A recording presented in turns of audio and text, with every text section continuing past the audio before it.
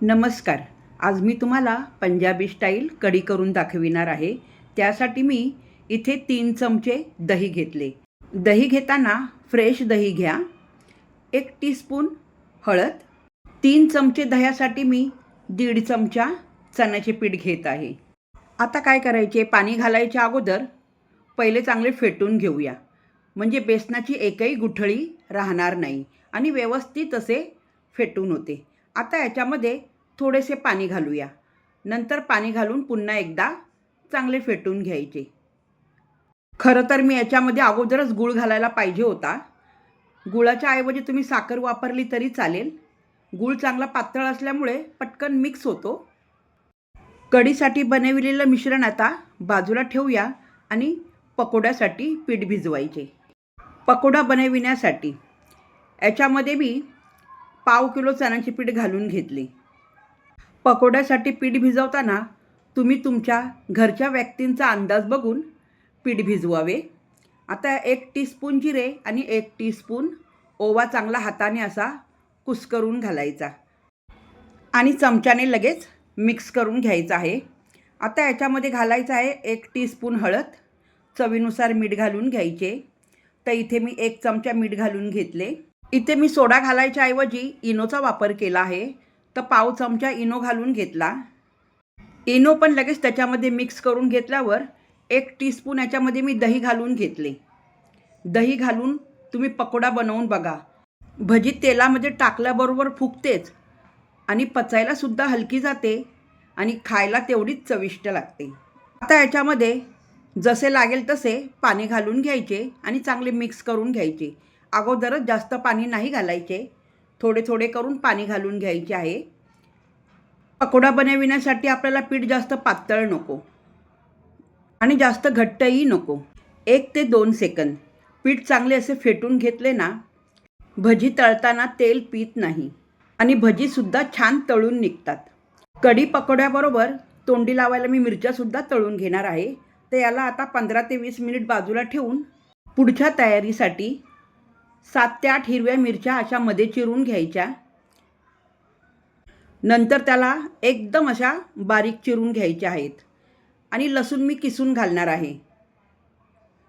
तुम्हाला जर का लसूण ठेचून घालायचं असेल तर ठेचून घाला. फोडणीसाठी 4-5 बोर मिरची, कढीपत्ता, लसूण आणि हिरवी मिरची चिरलेली.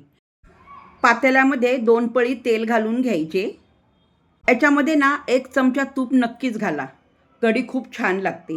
2 टीस्पून राई, 1 टीस्पून जिरे, 1 टीस्पून हिरवी बडीशेप.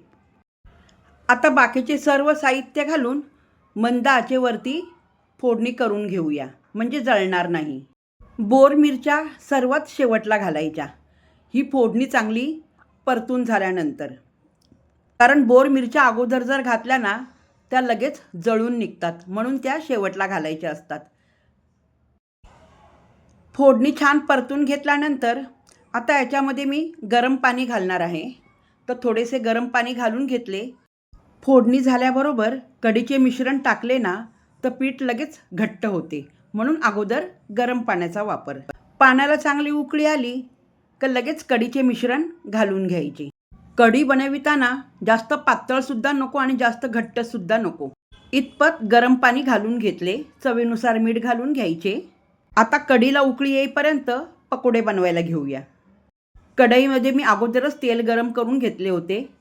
भजी करताना तेल मध्यम गरम करून घ्यायचे आणि भजी कढईत सोडायच्या अगोदर गॅसची फ्लेम मंद आचेवरती ठेवून नंतर भजी कढईत सोडायची. आता गॅसची फ्लेम मंद आचेवरती ठेवून भजी सर्व बाजूनी छान तळून घ्यायची. भजी बघा किती छान फुगली आहे. भजी तळताना जास्त डार्क न होता हलकीशी ब्राऊन रंगाची दिसेल अशा प्रकारे भजी तळून घ्या. आता याचे पूर्णपणे तेल निथळून भजी आपण प्लेटमध्ये काढून घेऊया. दुसरा घाणासुद्धा मी आता भजीचा तळून घेतला. आता मिरच्या घेतल्या तळायला. मिरच्यासुद्धा मस्तपैकी दोन्ही बाजूने अशा खरपूस तळून घ्यायच्या आहेत. मिरची तळून झाल्यानंतर कढीलासुद्धा आता इकडे छान उकळी आली आहे.